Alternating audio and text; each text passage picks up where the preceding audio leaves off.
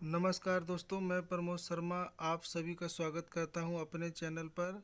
तो हमारे चैनल को प्लीज़ सब्सक्राइब कीजिए और साथ में बेल आइकन दबाइए ताकि हमारी अगली वीडियो की नोटिफिकेशन आप तक पहुंच सके। नमस्कार दोस्तों, प्रोनाउन के भाग 5 में हम आपका स्वागत करते हैं। तो 5 भाग से हम आगे बढ़ेंगे, ठीक है।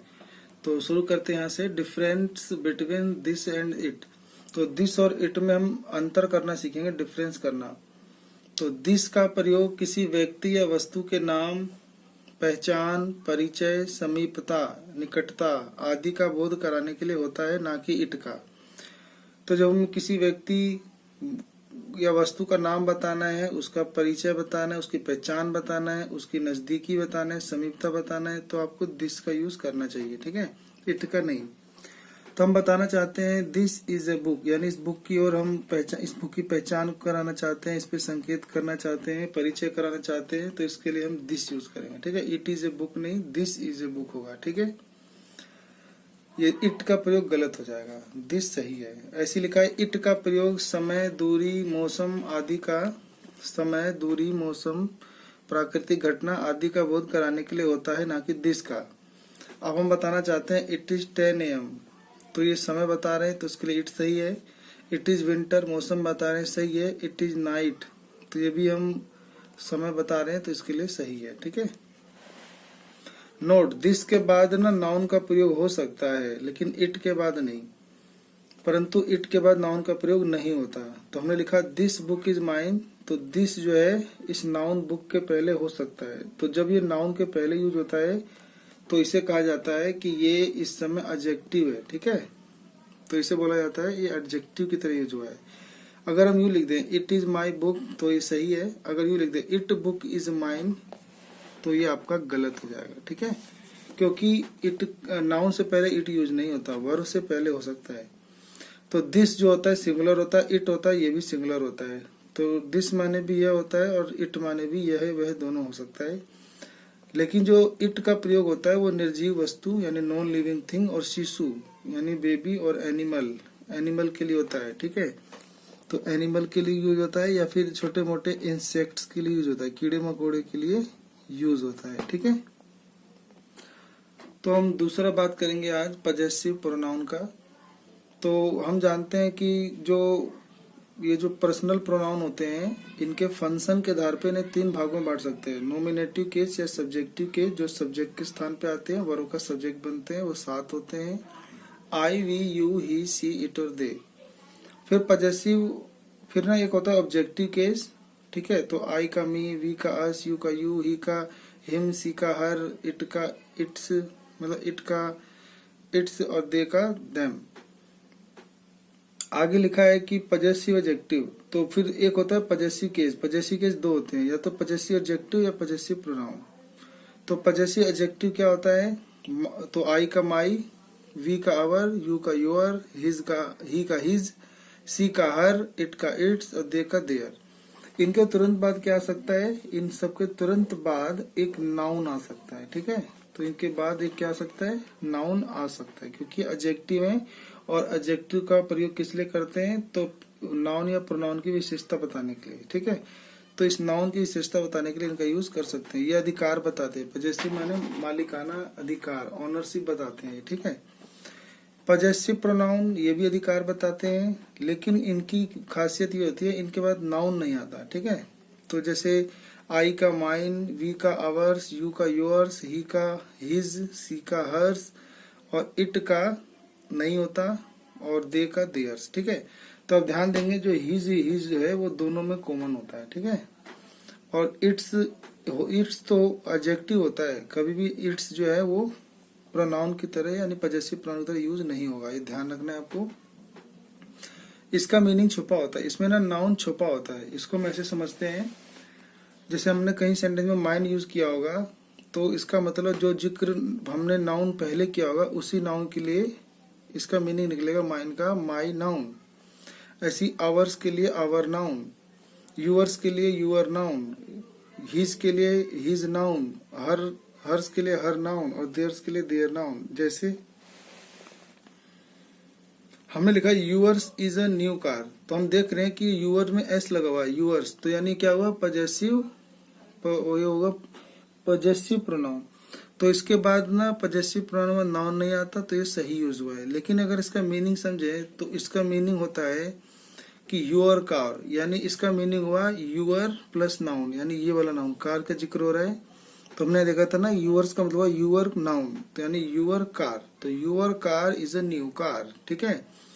तो यहाँ लिखा है पजेसिव प्रोनाउन का प्रयोग किसी सेंटेंस के वर्ब के सब्जेक्ट के रूप में होता है। तो पजेसिव प्रोनाउन का प्रयोग किसी सेंटेंस के वर्ब का सब्जेक्ट की तरह काम कर सकता है। तो हमने देखा ये जो वर्ब है इसका ये सब्जेक्ट है, और जब ये सब्जेक्ट है तो इसमें छुपा हुआ होता है नाउन, तो इसके साथ नाउन छुपा होता है, यूअर्स है तो यूअर कार।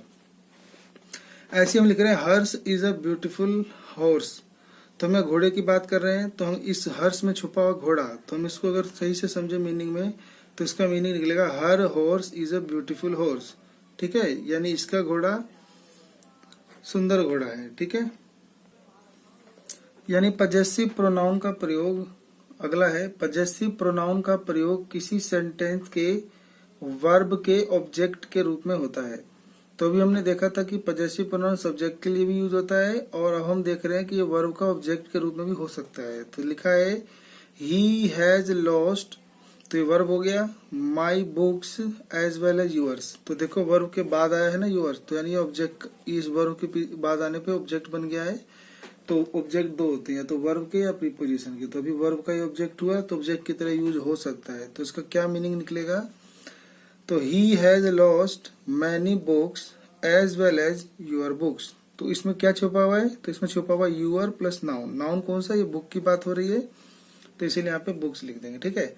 तो he has lost my books as well as yours, यानी वो मेरी किताब खो चुका है और साथ साथ तुम्हारी भी खो चुका है। तो हो जाएगा he has lost my books as well as your books, तो यूं कहो या यूं कहो दोनों एक ही बात है। तो अगर यूं लिखते हैं तो इसमें ये बुक छुपा हुआ होता है, ठीक है, नाउन छुपा होता है। Save your time and mind too, कहता है save your time and mind too, अपना भी समय बचाओ और मेरा भी। तो हम इसको यूं समझ सकते हैं कि ये यहाँ पे देखोगे सेव, ये वर्ब हो गया, वर्ब के बाद इनके ऑब्जेक्ट आते हैं, ऑब्जेक्ट में हमने देखा कि यहाँ पे माइंड यूज हो रहा है, यानी जो पजेसिव प्रोनाउन है। तो पजेसिव प्रोनाउन में छुपा हुआ अर्थ होता है, यहाँ पे बात हो रहा है टाइम का, तो यहाँ पे टाइम छुपा हुआ है, तो हम माइंड की जगह क्या लिख सकते हैं, माई टाइम, तो बनेगा sentence save your time and my time too, ठीक है, इसका ये अर्थ निकलेगा, दोनों का सेम अर्थ है, ठीक है। अगला लिखा है पजेसिव प्रोनाउन का प्रयोग किसी सेंटेंस में प्रीपोजिशन के ऑब्जेक्ट के रूप में होता है। तो पजेसिव प्रोनाउन का प्रयोग प्रीपोजिशन के ऑब्जेक्ट की तरह भी हो सकता है। तो अभी देखा सब्जेक्ट भी बन सकता है, ऑब्जेक्ट भी बन सकता है, प्रीपोजिशन का भी ऑब्जेक्ट बन सकता है। I prefer your help, I prefer your help to her, तो अब देखो ये जो टू है ये प्रीपोजिशन है, प्रीपोजिशन के बाद यहाँ पे हमने हर यूज किया है, लेकिन यहाँ मदद के लिए किया है, तो हम यहाँ पे ना इसको कहेंगे गलत लिखा हुआ है, इसको ठीक करने के लिए एस लगा देंगे। I prefer your help and her, इसका मतलब है हर हेल्प, ठीक है। ऐसे लिखा है your house is better than mine, my, तो बेटर यहाँ पे प्रीपोजिशन है, और प्रीपोजिशन के बाद हम यहाँ पे देख रहे हैं यूर हाउस, तो यानी यहाँ पे ये अधिकार बना रहा है, तो यहाँ पे भी अधिकार बनाने के लिए माई की जगह क्या यूज होगा, माइन यूज होगा, ठीक है, तो इसका मतलब होगा माई हाउस, ठीक है। तो your house is better than my house, तो माई हाउस की जगह क्या आ जाएगा, माइन आ जाएगा, ठीक है। तो प्रीपोजिशन के बाद पजेसिव प्रोनाउन आ सकता है, ठीक है।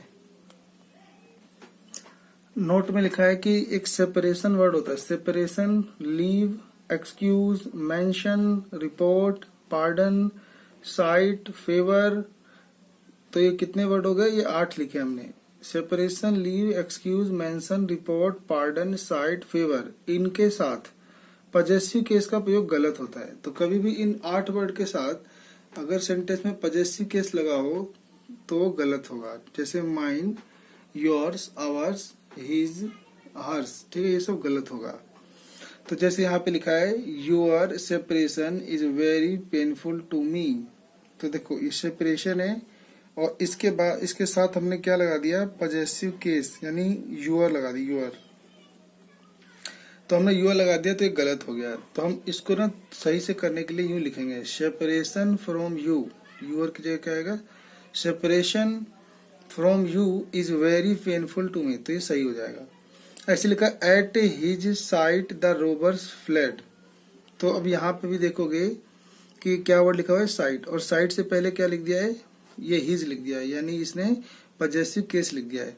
तो साइट के साथ इसके पहले पजेसिव केस नहीं लिखते हैं, तो हम इसको ठीक करेंगे, तो लिखेंगे at the site of him, ये साइट को आगे करके हिज को पीछे जाके हिम कर देंगे, तो at the site of him the Rober fled, तो ये सही हो जाएगा। ठीक है, ऐसे लिखा है I need your favour please, तो देखो फेवर से पहले इन्होंने यूर लगा दिया है, यानी पजेसिव यूज कर दिया, तो गलत हो गया।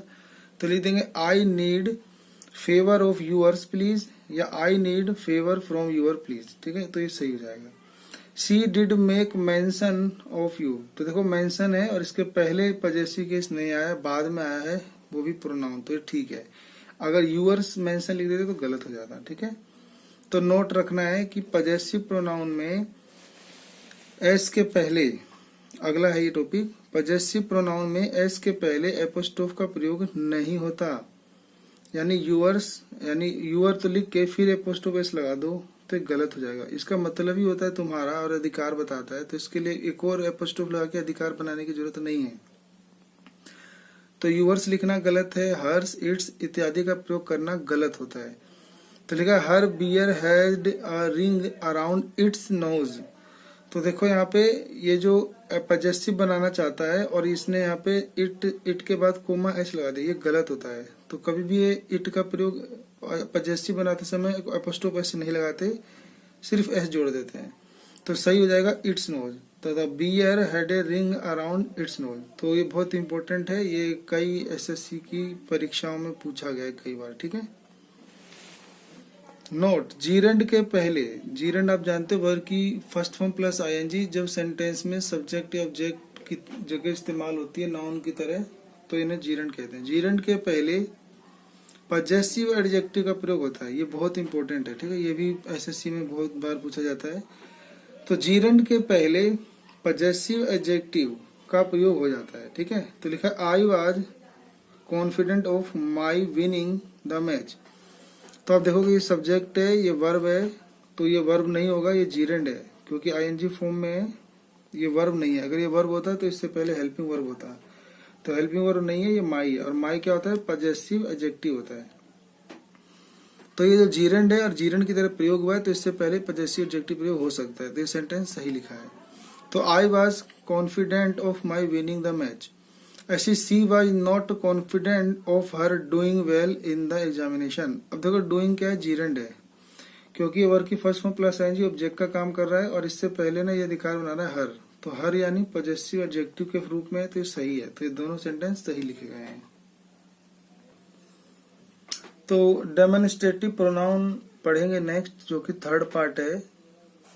तो डेमोन्स्ट्रेटिव प्रोनाउन जो होता है, इनको कहते हैं दिस, दैट, दीज, दोज, सच और द सेम।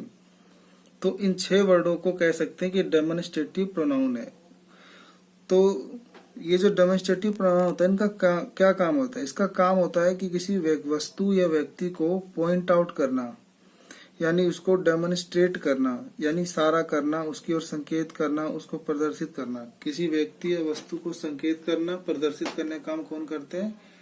डेमोन्स्ट्रेटिव प्रोनाउन करते हैं। ठीक है, तो कौन होते हैं? दिस, दैट, दीज, दोज, सच, ये सब आपके डेमोन्स्ट्रेटिव प्रोनाउन होते हैं। यदि इनका प्रयोग जब नाउन के पहले होता है तब ये डेमोन्स्ट्रेटिव एडजेक्टिव कहलाते हैं। ठीक है, तो जैसे हम यूं लिख दें दिस इज अ पेन, तो वर्ब के पहले दिस लिखा है तो ये प्रोनाउन हुआ, तो डेमोन्स्ट्रेटिव प्रोनाउन हुआ, और ये पेन की ओर इशारा कर रहा है। तो पास के लिए दिस, दैट, और दूर के लिए दैट, सिंगुलर के लिए दिस, दैट, और प्लूरल के लिए दीज, दोज। तो ई सिंगुलर है क्योंकि ये सिंगुलर है। तो दिस इज अ पेन, ये पॉइंट आउट करने के लिए यूज हो रहा है, तो प्रोनाउन दिस सही है, और इस समय डेमोन्स्ट्रेटिव प्रोनाउन है। और दिस पेन इज कॉस्टली, तो ये पेन महंगा है, तो नाउन से पहले आया है दिस, तो अब ये प्रोनाउन नहीं है, अब ये एडजेक्टिव है। इसको बोलते हैं डेमोन्स्ट्रेटिव एडजेक्टिव।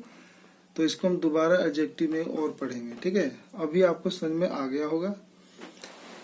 तो यहाँ पे हम समझेंगे कि जो दिस और दीज होता है ये दोनों नजदीक के लिए इस्तेमाल होता है, पास के लिए, नजदीक के लिए, निकट के लिए, समीप के लिए, ठीक है। और दैट और दोज दूर के लिए होता है, ठीक है, दूर की चीजों को बताने के लिए। दिस दैट सिंगुलर होते हैं, इनके साथ सिंगुलर वर्ब लगानी है। और दीज और दोज प्लूरल होते हैं, इनके साथ प्लूरल वर्ब लगानी है, ठीक है। और this that these those in word के तुरंत बाद अगर नाउन दिखे तो ये सारे उस समय एडजेक्टिव बन जाते हैं, ठीक है। अगला है कि सिंगुलर नाउन के रिपीटिशन को रोकने के लिए दैट ऑफ तथा प्लूरल नाउन के रिपीटिशन को रोकने के लिए दोज ऑफ का प्रयोग होता है। तो दिस इज द न्यू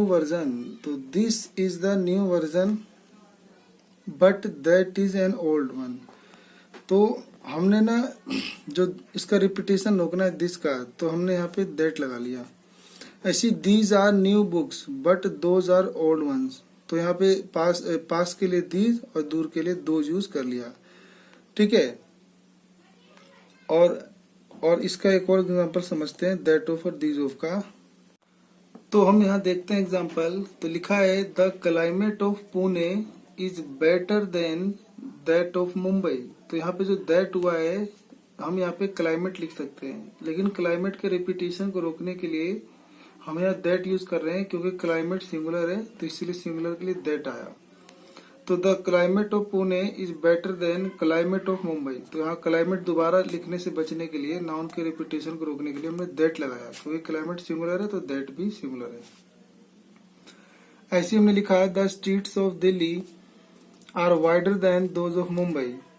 तो कहता है कि जो दिल्ली की गलियां हैं तो वो चौड़ी हैं मुंबई की गलियों से।